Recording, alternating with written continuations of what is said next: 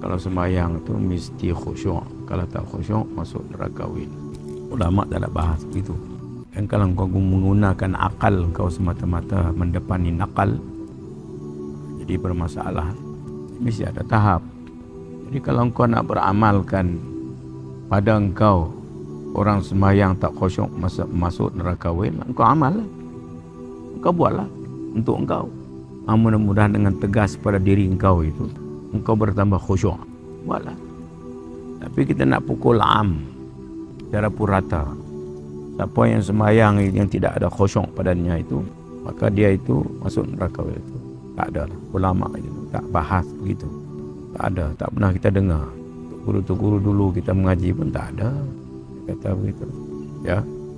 Cuma dia kalau sebut soal-soal masuk neraka itu mana diugut dengan tempat-tempat yang tak baik itu, bukan untuk tempat tak baik itu. Ugutan itu supaya kau bersungguh-sungguh. Semua ugutan dalam Quran itu bukan nak masukkan kau dalam neraka. Bukan tujuan itu. Macam si ayah si ibu bagi warning pada anak dia itu bukan semata-mata nak pukul dia, supaya jauh daripada benda-benda yang tak baik. Jadi maqasid herdikan itu bukan semata-mata nak herdik. Tak ada. Sebab Tuhan itu rahmah. Dan setengah daripada rahmah itu, herdikan itu sendiri pun rahmah juga, supaya engkau masuk cepat syurga itu. Jadi herdikan bukan untuk herdikan. Ada pun rahmah memang untuk rahmah. Itu kata rahmah, untuk rahmah itu mutlak. Herdikan itu bukan untuk herdikan supaya rahmah juga. Itu juz'i, bukan menyeluruh. Mana bukan dia mutlak. Herdikan tak mutlak. Herdikan ini dia separuh.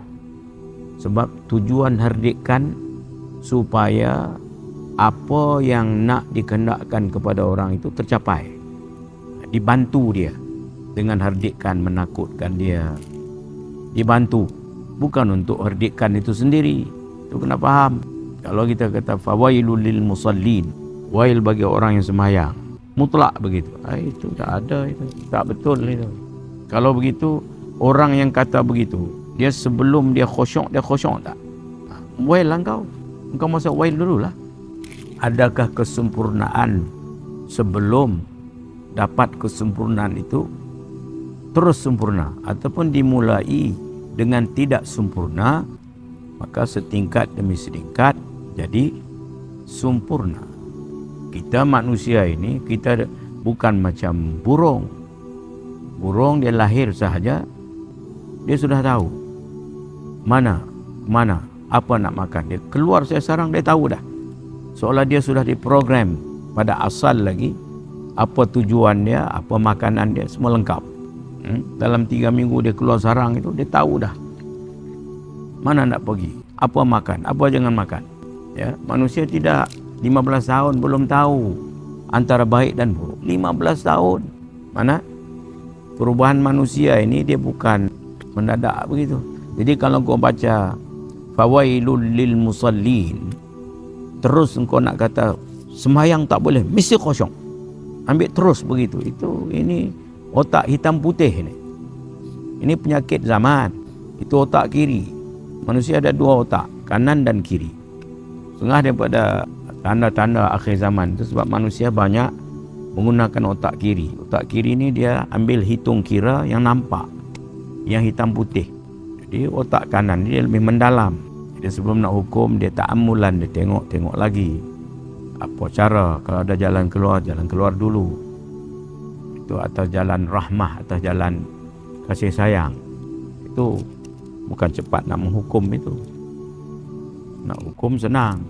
Kalau begitu bagaimana? Satu orang kalau buat baju, apakah dia buat baju itu terus sempurna buat baju itu? Satu orang carpenter, adakah satu orang carpenter terus sempurna jadi tukang carpenter yang sempurna? Kalau kita tengok dia punya workmanship dia itu, apa yang dia buat atas tangan dia, tahun pertama bagaimana? Tahun kedua bagaimana? Ada progres tak? Ya, jadi kalau kamu kata macam si kecil kalau tulis A yang pertama ditulis itu bengkang-bengkok.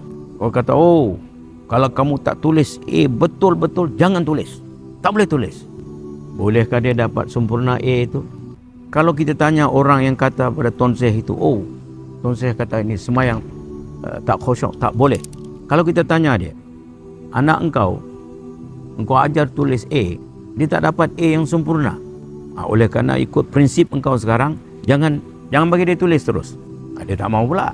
Engkau sendiri pun dulu, waktu engkau kecil, apa juga yang kau buat dalam perbuatan engkau harian? Adakah bila engkau buat sesuatu terus sempurna atau dimulai dengan tidak sempurna?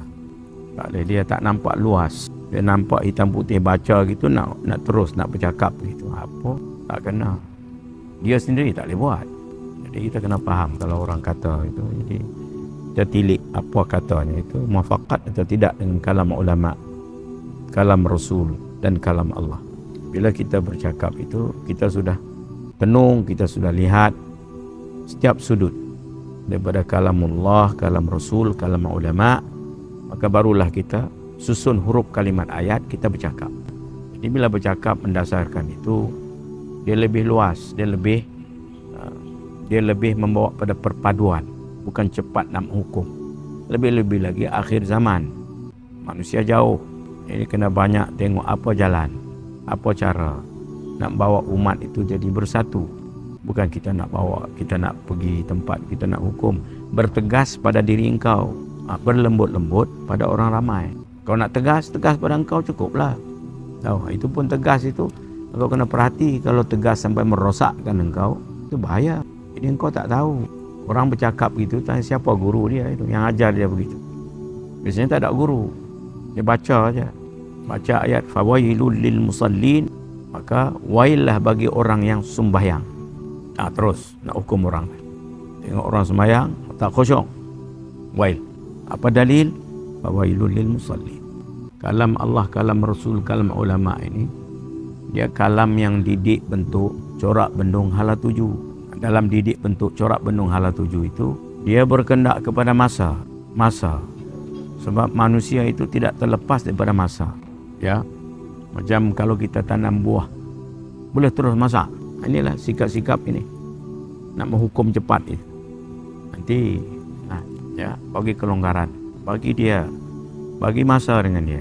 Kalau Tuhan bagi masa dengan kita, siapa dia nak tak bagi masa nak masuk neraka terus? Asal orang semayang tak khusyuk masuk neraka.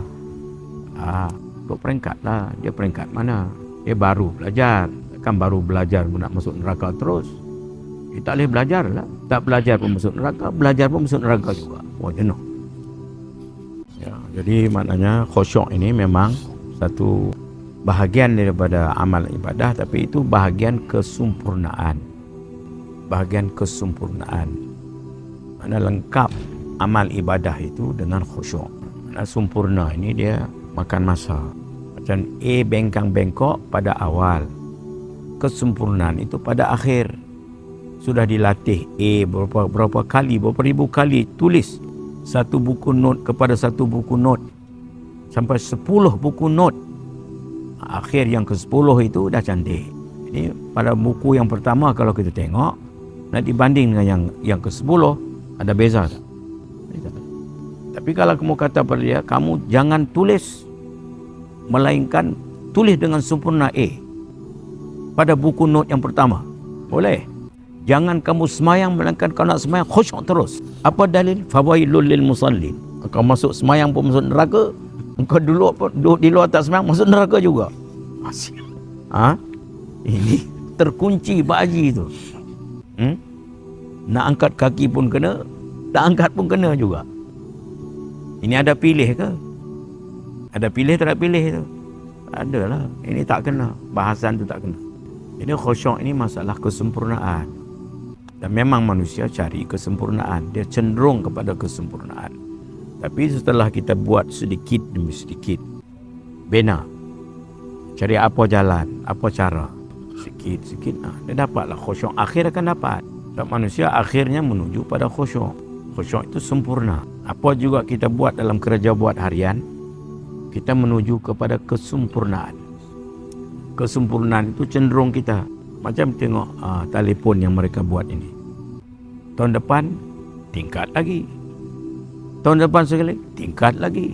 Itu memang kesempurnaan dia tak habis. Itu benda produk. Amal kau lagi halus lah. Setiap kata kamu kata khusyuk, ada yang tak khusyuk lagi itu. Masuk neraka juga. Siap. Bukan nak bahas sangat. Kalau kamu kata kamu khusyuk, satu tahap, orang yang ada satu tahap yang lebih atas, bagi dia tak khusyuk itu. Kamu pun masuk neraka juga. Jangan. Maknanya kalam-kalam yang kita baca itu, di atas kata nak mana ugutan-ugutan, atas jalan kalam yang membawa kepada dua kalam, satu wa'id, satu wa'ad. Wa'id ini dia panggil cakap-cakap yang mengugut. Wa'id. Kalau kau buat ini akibat dia, kau masuk neraka. Kau buat ini jadinya. Benda-benda yang menakutkan. Itu kalam wa'id. Wa'ad ini janji baik. Buat begini, inilah untung kamu begini. Ya, dalam Al-Quran ada kalam wa'id, ada kalam wa'ad. Jadi macam fawailul lil musallin itu kata-kata ugutan itu membawa kepada wa'id lah. Maknanya ada satu kata ugutan yang menakutkan. Tapi bukan tujuan untuk masuk kamu dalam neraka. Supaya kamu bersungguh-sungguh pergi belah sana. Sebab kita ada dua kecenderungan itu. Ada takut, ada harap. Macam si ayah, si ibu lah, macam si kecil kalau dia tengok dia tidak taat, si ayah mungkin angkat rotan kecil tunjuk. Bukanlah tujuan rotan nak pukul supaya dia masuk lane balik. Cukuplah dia masuk lane, cukuplah. Bukan tujuan nak pergi pukul dia itu. Melainkan kalau dia tak dapat faham, melainkan kena sentuh sedikitlah. Sentuh sedikit itu saja. Jadi keadaan-keadaan itu kita kena perhatilah. Takut, harap, takut. Dua keadaan. Kadang tu kita manusia, bila kata manusia itu, kita terkadang boleh terlebih, kadang boleh terlajak, boleh terkurang. Kita bukan maksum. Itu kena bahas pula. Kadang dia terlajak. Dia sedar, dia tobat, cukuplah itu terlepas. Dia tak terlajak, dia tak ulang lagi. Bukan dah terlajak dia buat berkali. Itu lain. Itu sudah jadi kacau. Terlajak itu accident. Dia terlajak. Takkan terlajak pun kena hukum dia juga. Dia terlajak. Mungkin ada ketika itu keadaan yang tertentu bagi dia. Perasaan dia naik, dia hilang pertimbangan. Sebab dia manusia. Ketika itu, sekali itu, mungkin dia terlajak. Cukuplah dia terlajak. Melainkan jadi tabiat, dia buat sekali, buat dua kali. Itu lain lah. Itu kena tengok pula. Ya. Setiap manusia itu dia apa juga yang berlaku itu ada hikmah dia. Kita kena perhati. Jangan cepat menghukum.